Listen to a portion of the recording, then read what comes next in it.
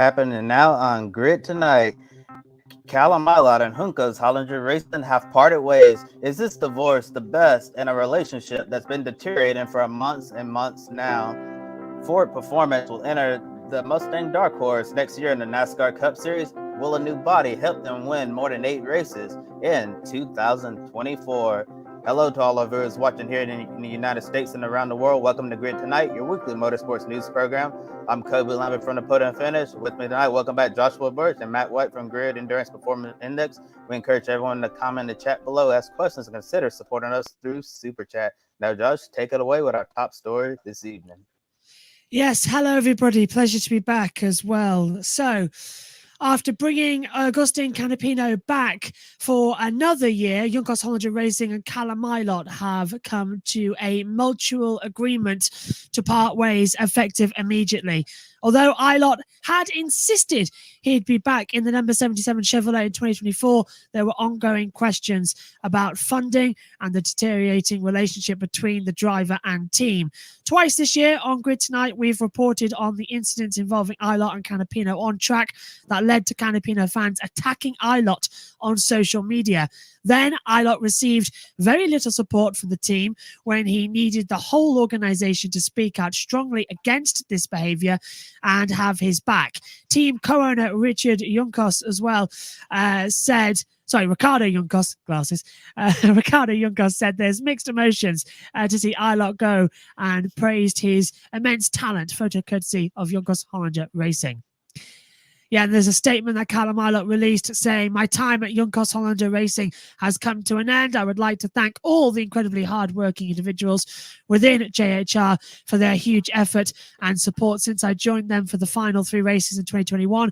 I greatly appreciate the opportunity that I had to step into the world of IndyCar and be part of building something from the ground up.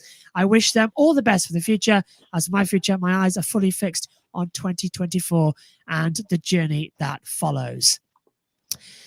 Boys, as I'm standing here at Texas Motor Speedway with the live image in the background, given Ilott had to deal with this year off the track with the team, did this workplace environment become too toxic for him? And could this departure end up being a blessing in disguise?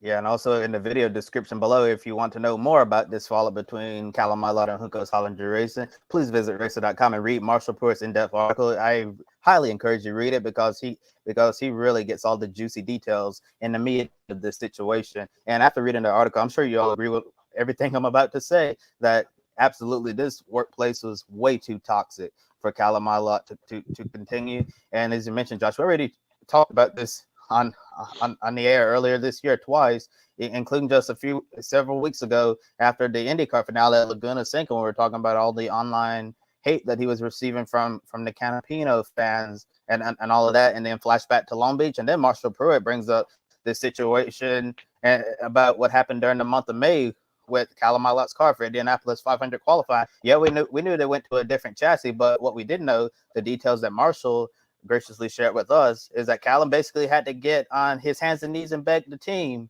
to change the chassis. Agustin Canapino and at number 78, it's obvious that they view him as their number one driver, and he was good on speed to make the Indianapolis 500, although he was down on the charts. But Callum Ilott was the one who was in real danger of getting bumped from the field. So with this situation that you'll read about in Marshall Pruitt's article, Callum Ilott, he was basically been like, we need to have a chassis change.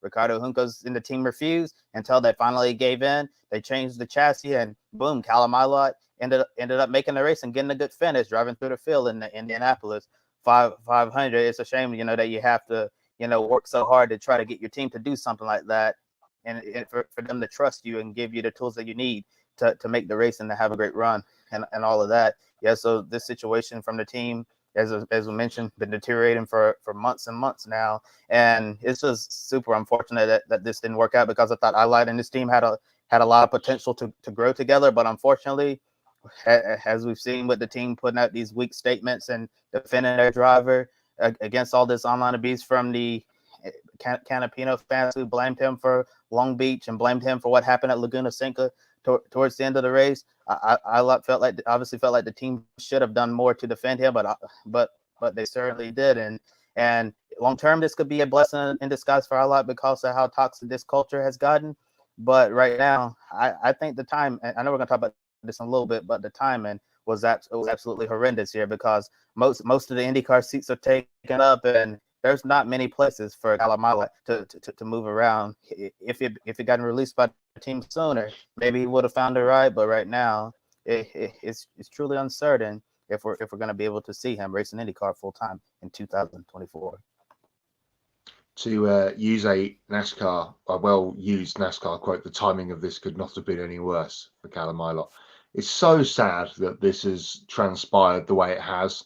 Callum was a front runner in Formula 2 a couple of years ago, was winning races, part of the Ferrari Academy, and then not so long afterwards, he finds himself bumped out of a ride because of mates, the Argentinian clique at Juncos Racing has forced Callum out. And as Kobe mentioned, that article by Marshall Pruitt on racer.com, which is in the description, make sure if you get a chance tonight or tomorrow, get over there and read it. There is some stuff that'll make your head spin, especially that stuff about Indianapolis, as you mentioned, Kobe. We've been over Long Beach, we've been over Laguna on this show, as you mentioned, Josh, in this year, and it's just continually seemed to get worse and worse. And I just feel so bad for Callum that, you know, we talked about, there's been plenty of IndyCar Series season this over the last 4 or 5 weeks since Laguna Seca, where pieces of the puzzle have fallen into place for next season. It looked like Ilott was set fair to be at Juncos next season, and now he finds himself out of a seat. They're going to announce the driver tomorrow, which we're going to get to in a second, to replace him. And what does he do now? You know, he's been left out to sink in the IndyCar driver market bog, and I guess he'll have to turn his attention potentially to maybe a one-off ride at the 500, but more laterally probably IMSA or something like that if he plans to stay stateside. But just a terrible situation. You got to feel for the guy. None of this was his fault, really, and not more than really. None of it was his fault at all. And he's, you know, carried that team for most of the season, and it's going to be interesting to see what happens next season. If, you know, the poison chalice of the second Juncos seat continues to be a thing that we'll be talking about through next year. Yes, and as you say, they are expected to make a driver announcement, Juncos Hollinger Racing, tomorrow morning at 10 a.m. Eastern about their 2024 driver lineup. So be sure to check in on all of that across the Grid Network socials, as we'll be announcing the information as well. So it could potentially be Ilott's replacement, who is rumored to be former Andretti Global driver Romain Grosjean. While getting away from this team might have been for the best, the timing of Ilott's departure for the team couldn't have been worse. Ilott missed out on a potential top seat at Andretti, Ganassi, and McLaren as well. We also watched Pietro Fittipaldi and Christian Rasmussen recently claim their spots at Rahal and Ed Carpenter Racing. 2 more seats gone in this incredible silly season. The only spots on the 2024 IndyCar grid that are really out there are the AJ Foyt Racing and Dale Coyne Racing, with well-funded free drivers such as Devlin DiFrancesco and Stingray Robb, who could play a role still in this silly season as it gets closer and closer to wrapping up. At this point, it doesn't seem like Ilott has many good options to stay in IndyCar full-time next year, as the boys have been saying. So, Matt, back to you on this one. Do you see Ilott having a good chance at snagging one of the final seats available? Should he focus on signing with a competitive team only for the month of May, or pursue something in sports car racing like you suggested? Well, if motorsport was all about performance, then he'd certainly get my nod. But it isn't. It's all about cash, and cash is king. And Stingray Robb and Devlin DiFrancesco bring plenty of sponsorship dollars with them. So I'd love to see him get one of those seats, but I'd just say it's very unlikely. As I said before, if he can get himself somewhere for the 500, and obviously with Ganassi running extra cars on top of what they were normally running next year, McLaren with the Kyle Larson effort, that's unlikely. We don't really see Penske run an extra car I don't remember the last time we ever saw Penske run an extra car, frankly, apart from, when there was the Helio thing when Ryan Briscoe came in to replace him and they ran him as an extra car. But what was that? 2008, 9, something like that. So it's been a very long time for them. I would just thinking about the IMSA silly season, and that's all playing out. We've got the IndyCar silly season out playing here, and there's the IMSA one here. And where's the Venn diagram going to come across for Callum Ilott? That probably would be his best chance for a full season ride, but even that's going to be slim if he can get himself into a GTP ride. It'll have to probably be just the Endurance Cup races potentially, and that's only 5 races of the year next year with the added one at Indianapolis. So unfortunately, it looks like he's going to be thin on the ground in terms of races. Plenty of sim time for Callum, I'm sure, and he'll be sat at home with iRacing to keep him company, which is a real shame for a very talented kid that's got a lot of potential. And we saw that, as I said, when he was in F2 and winning races at the second highest tier of motorsport under Formula One. And the most frustrating thing about reading through that Marshall Pruitt article about the situation, Matt, well, someone inside the IndyCar paddock said if Callum Ilott had gotten released from his contract, way sooner than he did, we'd be talking about Callum Ilott at Ganassi instead of Linus Lundqvist and Marcus Armstrong. We'd be talking about Callum Ilott at Andretti instead of Marcus Ericsson, or Callum Ilott at McLaren instead of David Malukas. So one of these top teams would have gladly have signed Callum Ilott to drive for their organization, but unfortunately, just way too late in the game. And now, the music is starting to slow down in this musical chairs game, and it seems like Callum Ilott is going to be one of the last ones standing and won't have a seat in 2024, which is super unfortunate. And Josh, you brought up the seats that are remaining. AJ Foyt Racing, Delcorn Racing. Looking at Ford, I know they keep saying that Benjamin Peterson is coming back next year, but with the new alliance with Team Penske, who knows? We've seen contracts broken many times before in motorsport, so potentially 2 seats on the line there. Don't know if Santino Ferrucci is going to come back, but the Penske Foyt alliance certainly has to be intriguing for a young driver. And you also mentioned DeFrancesco, Stingray, Robb, who are well funded. I'm sure they'll probably be on the grid next year in some way, shape, or form. And we always know Delcorn Racing is searching for funding, so I'm sure at least one of them will take one of those seats. And Marshall Pruitt also reported that current Formula 2 driver and Red Bull Junior driver Enzo Fittipaldi, Pietro's younger brother, is going to be testing that IndyCar very, very soon. So you have to throw his name into the mix as well. And who knows who other drivers out there who could be looking for seats on the grid. So Callum Ilott, the odds aren't really stacked in his favor right now. I'm sad to say. So right now, I think it's unless something crazy happens or one of the other teams who have already confirmed their lineup decide to add an extra car, it doesn't look like there's a good chance that we'll see Ilott on the grid in IndyCar in 2024 full time. So I think his best bet would probably be, signing with a competitive team for the month of May, try to be on the grid for the Indianapolis 500 to keep his name out there, or as you suggested, pursue something in sports car racing, whether it's an IMSA GTP, LMP2, the GT classes, or even the World Endurance Championship or something in SRO in which he's raced before. That's probably going to be his best bet right now. Or he could do what Yuri Vips did, like sign with Ray Hall as a reserve driver. I know in IndyCar we don't really see reserve drivers a lot, but it can certainly play dividends, especially, we know the situation with Jack Harvey being out at Ray Hall, and later in the season with Yuri Vips being a reserve driver, opened the door for him to race in Portland at Laguna Seca.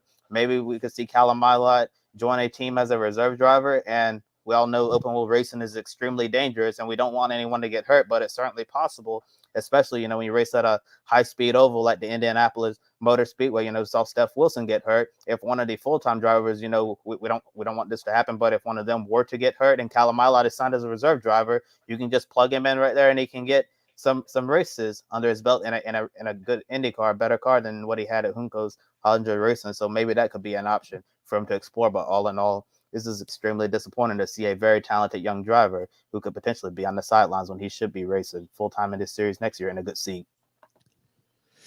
Now, this afternoon, Ford Performance announced a brand new body on its 2024 NASCAR Cup Series car.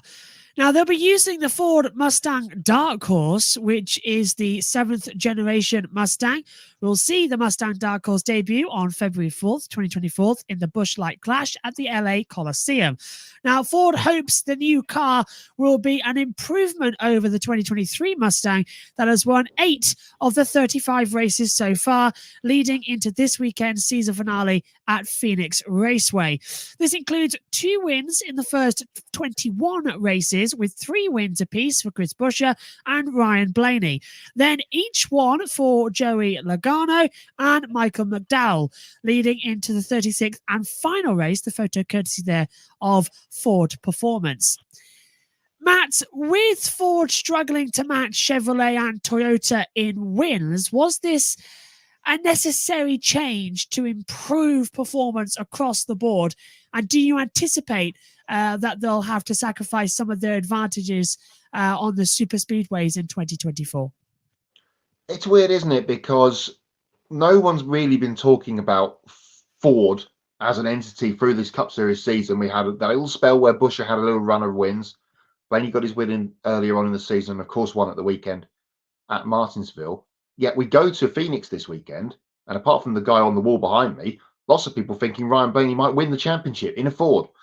Can't wait for Sunday. It's going to be super. I think it's going to be one of the best championship runs championship races in this playoff format we've had in the last 10 years. Cannot wait to be on the call with Matthew Owens on the Ultimate Sports Radio Network on Sunday for our NASCAR season finale. I hope, and potentially more on supercars later when we get to Hots and Knots, that this Mustang doesn't turn into another parity horse like the Mustang down in Australia has been throughout the season, and they can get this squared away nicely throughout the winter and not have to worry about any more of that nonsense throughout the year. It does look very cool. Adam agrees with me. It looks great. We've got the new Mustang Dark Horse Cup coming to the IMSA paddock next year. They're going to run selected rounds, so that's going to be a bit of a pro-am kind of championship. Matthew Owens also says Ford struggled last year but won the title with Logano. They've struggled this season and have a shot at the title. Yeah, they just keep coming, and they always have someone there throughout the season. There's been chances through this playoff run, if Brad Keselowski had a better run at things, that he could still be alive in this, because he's been very, very good at this back end of the season. But there is the car again on screen, having some runs at Daytona. That was all these pictures were released today, so I'm not sure exactly when these were taken, but looks good. And we'll see it, as Josh, as you said, at the Coliseum next year. And then we will find out, I guess, straight away at Daytona and then Atlanta, the first 2 races of the season next year on super speedways in that super speedway package. How will they go compared to their recent history? Only time will tell. Yes, and it is crazy how we look at 8 wins leading into the final race on a 36 race calendar as a disappointment for a manufacturer. However, Ford improved their 2023 car a lot in the second half of the season, as RFK's Racing's Chris Buescher went on a hot streak, as we just talked about before, and Team Penske's Ryan Blaney has elevated himself in recent weeks with a huge playoff win at Talladega and Martinsville. And of course, on Championship Sunday, Blaney will be Ford's only representative in the Championship 4, competing against Toyota's Christopher Bell and Chevrolet's Kyle Larson and William Byron for the 2023 Cup Series title. Matt, if Blaney walks away with the championship, would this change the entire narrative of Ford's 2023 season? Well, of course it does, because all we'll see from Monday onwards is Ford NASCAR Cup Series champions for 2023. Much like, as Matthew said in his comment before, like last year, they weren't really at the races throughout the season, but Logano played the cards right and came away with a championship. If Blaney can do it at the weekend, then sure. It has been we had patches of Chevrolet dominance and we had patches of Toyota dominance throughout the year. And if Ford can come in and swoop the big prize, and my phone goes across the room, then yeah, fantastic for them. And with the new car coming in, they'll all be on a high throughout the summer. Ryan Blaney with a shot to reach the highest point of his career on Sunday, the man from High Point. So yeah, he's got that chance. Blaney, Larson, Byron and Bell It's going to be a fabulous race on Sunday. The whole weekend at Phoenix is going to be great, with the Truck Series on Friday and the Xfinity Series race as well on Saturday to decide the championship. So can't wait for that. We'll see how this new car goes next year. It looks good. Will it go as well as it looks? Yeah, it does look quite good, doesn't it? But it never looks, because the Ferrari last year in Formula One was the sexiest car I've ever seen, and it ran like an absolute dog. So yeah, looks can be deceiving. Okay, so that's it for the main stories this evening. Kobe will be back later with some more, but Matt White has got the latest from Grid EPI's update. Thank you, Josh. Bit of a quiet week in EPI land this week. We've, as I mentioned on the show last week, no scoring races for the first time since the middle of February, I think it was. We look forward to this weekend, though, where a provisional champion can be crowned. It is, as I've been saying for the last few weeks, between two Toyota drivers. Brendan Hartley and Kamui Kobayashi will be in Bahrain on Saturday. Don't forget, it's a Saturday race for the final race of the week, the season, for the World Endurance Championship, the 8 hours of Bahrain. And whoever finishes higher in the results on Saturday afternoon will take home the championship. Hartley has about a half a point lead over Kobayashi. Hartley, of course, will be sharing his car with Rio Hirakawa and Sebastian Buemi. Kamui Kobayashi will be sharing his car with Mike Conway, and just outside of the top 10, Jose Maria Lopez. But because those guys have been racing elsewhere throughout the season, Hartley's extra start at the Daytona 24 hours at the beginning of the season gives him that 0.07 advantage over his two teammates. That will make the difference at the weekend. So it'll be interesting to see what happens. They don't necessarily need to win the race, either of those two, to take home the title, but of course it will help. There's actually a stipulation where it could end up being a difference of 0.01 of a point. They'll be the closest finish in any of the grid ranking and grid EPI standings we've ever had. So looking forward to that on Saturday. And then, of course, on Sunday, we've got the final race of the Super GT Championship in Japan. They are at Motegi for their final race, the traditional last stop on the calendar for them. So updates on the race winners in all classes in both races on the show next week. We've only got 11 EPI races to go right now before the end of the season. So it is up for grabs, as they say, and we'll bring you the results of that on the show next week. Quick comment from Ben. Ford is still third and last in the Manufacturers' Championship for NASCAR, for what it's worth. I'm sure they'd much rather have a drivers and an owners title, though. Absolutely. With all the machinations of all points, we won't be talking much about the owners' championship, thank goodness, at the weekend, because Chase Elliott's not involved in it after being knocked out last week at Martinsville. It's all about the drivers' championship, and it's going to be a stunning race at the weekend. You mentioned the Truck Series Championship race. Yes, that's going to be a knot. We'll come back to that shortly in Hots and Knots about the Truck Series race. And now time for some more motorsports news around the world. Only have a couple of stories. Might have been a slow news week for some odd reason. It's the off season in most places. But anyway, let's carry on. The 2023 F1 Academy champion, Marta Garcia, has secured a fully funded seat with Prima for the full 2024 Formula Regional European Championship by Alpine season. The F1 Academy says they're committed to prepare and support drivers as they continue to progress up the ladder system. And we'll see the series along with Prima, Titus, and Pirelli all contribute financially to help pay for a female driver to get a seat for an entire season. As an incentive for the FRECA teams to sign any F1 Academy driver who finishes first, second, or third in the championship, they'll grant those top teams a fourth entry. One of the big changes for 2024 is F1 Academy lowering the cost that a driver must bring themselves to compete in the series in an effort to show that their commitment to creating more opportunities for young women in motorsports. Graphic courtesy of F1 Academy. Zach O'Sullivan will move up from Formula 3 to Formula 2 next year at ART Grand Prix. The British racing driver won 4 F3 races this year in Australia, Spain, Austria, and Hungary, 2 sprint and 2 feature races apiece, ended up finishing second in the championship behind McLaren Junior driver Gabriel Bortoleto. O'Sullivan has an impressive resume after winning the GB3 championship in 2021, including success in the Ginetta Junior and Formula 4 British championships. Photo courtesy of Williams Racing. Now I'm going to turn over to Matt for Hots and Knots. yes, no pick of winners to do tonight on the show. So we're going to jump straight into hots and nots from the weekend that was. Josh, I'll leave the floor open for you as you've missed out on hots and nots over the last couple of weeks for not being on the show. So what is your hot from the post roundup of the weekend? He's got something. What have you got? Well, I want to say my hot actually comes from this wonderful tool called Multiviewer. And it is literally great. Now, I thought we've all heard of Multiviewer. It's the way that Formula One get into it. And you know, it's Multiviewer for F1 TV. You can download it, watch all the cameras. Little did I know, if you have an F1 TV Access account, which has all the live timings, you get the live timing features, which is driver tracker, timing screen, everything. Fantastic device. Highly employ everybody to have that, which is free to use, of course, because the information we had in the commentary box on Saturday and Sunday was brilliant.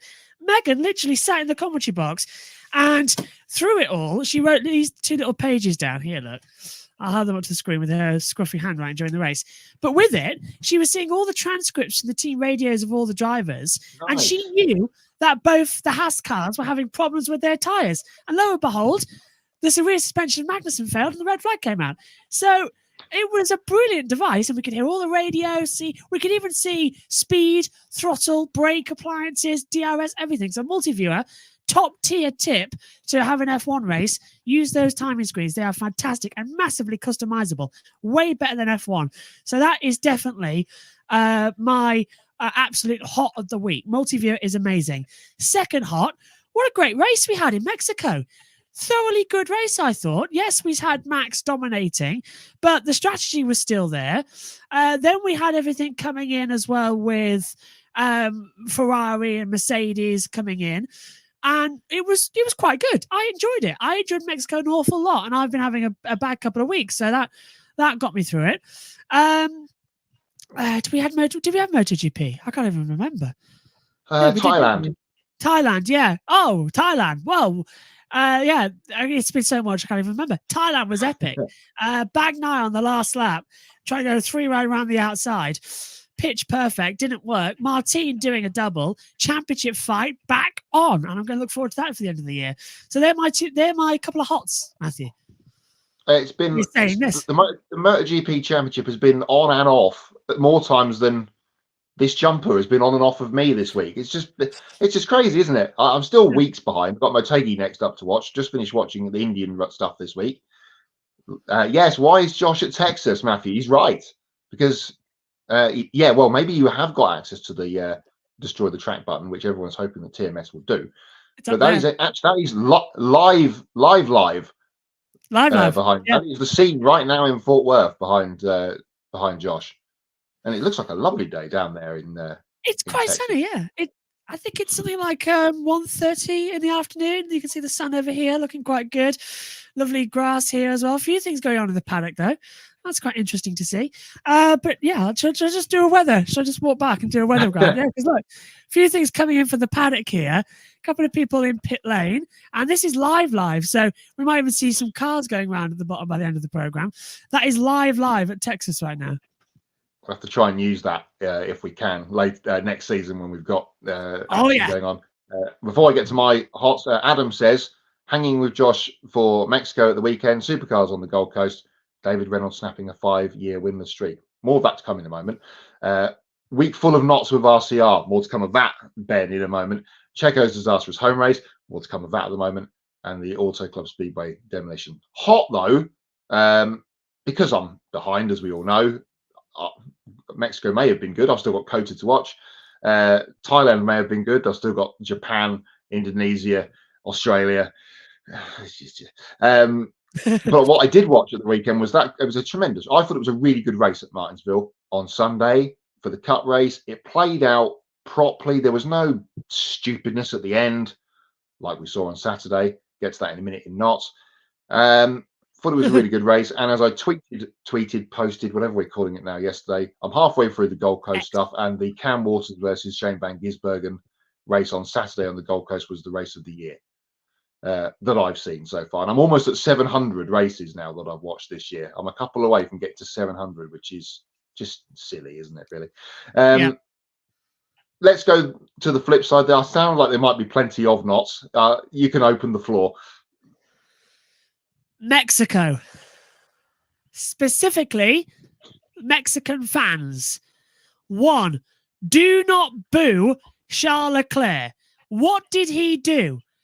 Number 2, do not attack Ferrari fans. Number 3, do not plan a lynch mob for Ferrari fans outside of the circuit. It was ridiculous. The images we've seen coming from the Forest of fans being attacked, then other groups planning on literally attacking groups of Ferrari fans outside the track, outside the gates. It's appalling, absolutely appalling. There are some wonderful fans that we've seen this weekend in Mexico who really are so passionate and so loving and supporting. And you always get a couple of them that just make it wrong. So no, and I don't like the booing. Yes, your home hero went out. Yes, it was his fault.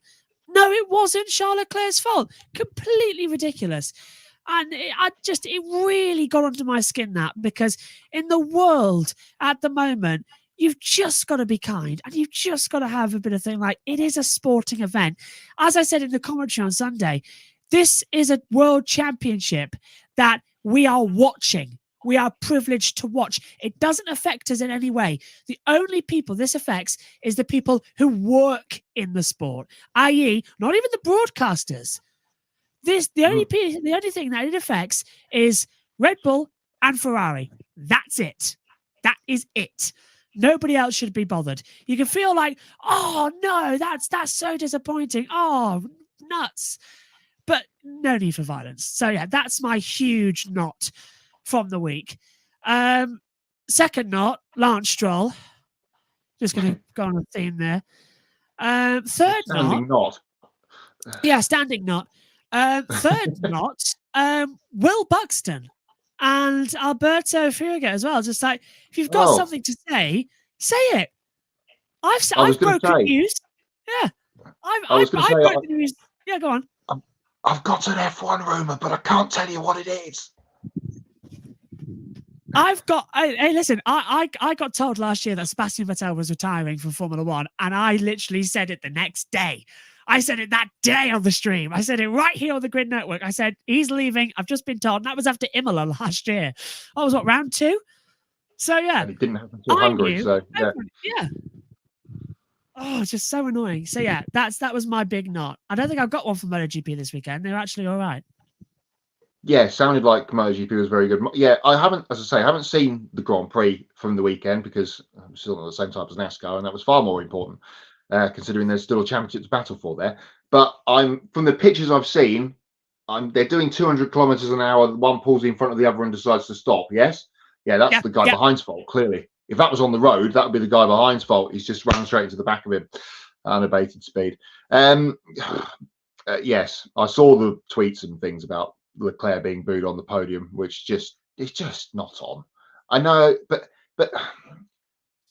again, standing knot, Sergio Perez. Yes, had a chance and they've said, or there's a story, we wouldn't have told him to slow down if he'd, been in with a chance to win. Yes, we can all say that after the fact, can't we?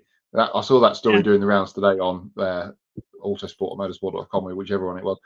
But Perez, awful. He was terrible at Qatar a few weeks ago again, and I haven't seen coaches, so I can't comment. But again, he was pretty woeful by the sounds of things. Here we go. Josh's got a stat. I've got my stat sheet that was on the wall. Yeah. Retired in the sprint race in Belgium after contact with Lewis Hamilton. Retired in Japan after opening lap contact. Retired in Qatar's sprint race after contact. And retired in Mexico City on the opening lap after contact. Do you know what all of those things have in common? He turned in on everybody. Every time. Yes, I was at the Apex First stuff. Yeah, that's happened since Cops Silverstone 2021 is just awful. You can't govern on that. It is absolutely terrible. Knots, as Ben mentioned, Saturday night's Xfinity 250 laps of cautions at Martinsville or whatever it was, which ended up in an absolute fest of destruction derby and smoke and steam and teammates falling out and all, just an absolute mess. I forgot a hot actually, which I'll just come back to because it's on my mind. Kalle Rovanperä, 2 world championships in a row in WRC. He's been phenomenal this season. Hasn't finished lower than 4th all year, apart from in Finland when he crashed, when he wasn't really under any much pressure in the rain and crashed. So congratulations to Kalle. And there's a rumour that he might be not coming back next year and only doing a part-time schedule. So more rumours that might not or may not come true. Other knots, I know we talked about this so often, but again, it was brought up by the last lap of the Sunday Supercars race, which I've not watched, but I've seen pictures of, just people blowing through a chicane just so they can keep the lead because they've got a chance to get away with it because they have, 5 indiscretions before you get a black and white flag or whatever. Good to see David Reynolds win, and his fire extinguisher celebration on the podium was good. But the racetrack's the racetrack. Stay between the white lines. That's a not. That F1 rumor nonsense is just not, because everyone's going on the bandwagon with I've got something to say, but I can't tell you. Work out which one it is. They're all Will, rubbish. Albert, Byron Sullivan, I saw. There's an Audi Toyota thing going on. There's an Alonso thing apparently going on. Who knows what any of it could be? It's probably nothing. And another knot was F1 being on at the same time as NASCAR. And another knot being the Truck Series race, which Matthew brought up earlier. The final race of the Truck Series this weekend on Friday night is at 10 p.m. Eastern. 10 p.m. Bad. Really bad. I know Fox don't really care for the Truck Series, and they've made that flagrantly clear throughout the last couple of years. But having it on at 10 p.m. on Friday for this championship race, it's supposed to be the place where the young guys are. The names are made here. They said the Xfinity promos the last couple of years. That kind of rolls into the Truck Series as well. No one will know who these people are if they can't watch it if it's on at stupid o'clock at night. I think that's all of my knots because I just didn't really get to watch too much at the weekend, and I'm still trying to go through it. So I think that's pretty much done for another week of Hots and Knots. Yeah, I'll have to get some in to send them to you in the future as well. So that's going to be a bit disappointing. So coming to a close. Go on. Yeah, obviously another knot. Josh, it sounds this may be your final show with us between now and the backside of New Year. So I have to bounce some hots and knots off some other people over the next couple of weeks. If you're watching live or on delay, bring your hots and knots, everybody, to the comment section, and we'll read them out over the next few weeks. Especially as the season and the races and the news will start to go in this direction, as you kind of seen from tonight, where we've only actually got 2 main stories. So we'll fill time with hots and knots. Story. I'll be the third story. Yeah, I'll do that.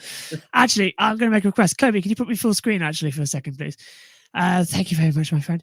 So yeah, I'm going to be taking a break from Grid and a couple of other things. I'm back at PSGL on Wednesdays until the end of Christmas, and then I'm going to be doing a couple of other things at the end of Formula One with the commentaries. And next year is going to be a big one. I will be back in the new year when Grid Tonight returns after the Christmas break. We're doing NASCAR next year. We're going to announce all that over the weekend on USRN with Matthew and Matt. And yeah, it's going to be very busy. So for sanity's sake, taking some time off. You might notice I wasn't here last week as well. It's a long season. It's a tiring season. And it does get to you. And after covering, I think, 80 commentaries in the past month or so, I'm pretty much flaked out a little bit. We've got another 6 races to go. That's 4 weeks of running because the last 2 double up with MotoGP at Qatar, F1 at Vegas, and then the Valencia MotoGP and F1 at Abu Dhabi. That'll be the last one of the year. I'll try and hop on for that Grid wrap-up show at the end of the motorsport year. But yeah, I'm going to be taking a break just to try and spend as much time as possibly can with family and friends in the period for Christmas. And also, there's a little bit of other things, not really playing a factor, but it's played a factor today. My eldest sister, she's currently in labour with her first baby, so I'm going to be an uncle for the first time, and got to spend some time with the new niece as well when she decides to pop out. She's due tomorrow, but she's early, and She's incredibly on time, how like a mother. So yeah, it's just going to take some family time, take some time off. And I'll know when I get back here in the new year. You'll all be here, and the wonderful team here as well. Joe says you're awesome and super talented. We'll be happy to see you in 2024. So yeah, thank you, Joe. Thank you, Adam, as well, for your work with me this year on the team as well. Thank you, of course, to Kobe and to Matt here alongside of the Grid Tonight show. I've loved every second of it. So yeah, taking a look at our upcoming schedule. Saturday, Grid Live pre-race at noon Eastern. Sunday, Grid Live wrap-up. That's 90 minutes after the NASCAR Cup Series race at Phoenix Raceway. Monday, Grid Live Encore, full recap of the ARCA West Truck Series and Xfinity Series Championship races again at Phoenix. And please do subscribe to our YouTube channel. Thank you for helping us reach the milestone of 760 subscribers. Now help us reach our new goal of 800 subscribers on the road to 1,000. And don't forget to hit the bell icon to get notifications as well. And follow all of our social media platforms and visit gridranking.com. Can't go through that without choking. Take 5 minutes to invest in the Grid Network through Patreon. Join Colin, Mark, Deshelle, Robin, and David, and Matthew now as well, investing each month in the Grid Network. And we encourage you to join our amazing group of people who keep us on the air. And once we hit $500 per month, we can start sending our team to the track to cover more races and continue expanding our coverage. The link for all of that is in the video description. And if you want to do a one-time donation, you can click on the Buy Me a Coffee link and get your name on the board and invest as much as you want as well. Consider buying a specific on-air personality a cup of coffee and a thank you on the air. You can also support us by donating during our live streams through Super Chat as well. So for Kobe Lambeth for the podium finish and Matt White from Grid Endurance Performance Index, I'm Joshua Birch. Thank you very much for watching, and I will see you in 2024. It's been an honor. Thank you, boys. Have a great rest of the year. I'll be back in 24, refreshed, ready to go, and hopefully not with these bags under my eyes. Thank you very much for joining me in 2023. Join them next week. I'll see you in 2024. Bye-bye. Thank you for watching us right here on YouTube. Be sure to subscribe and check out some of our other videos, including Life on the Grid, where we interview folks from the motorsports industry. Thank you for watching. We'll see you next time.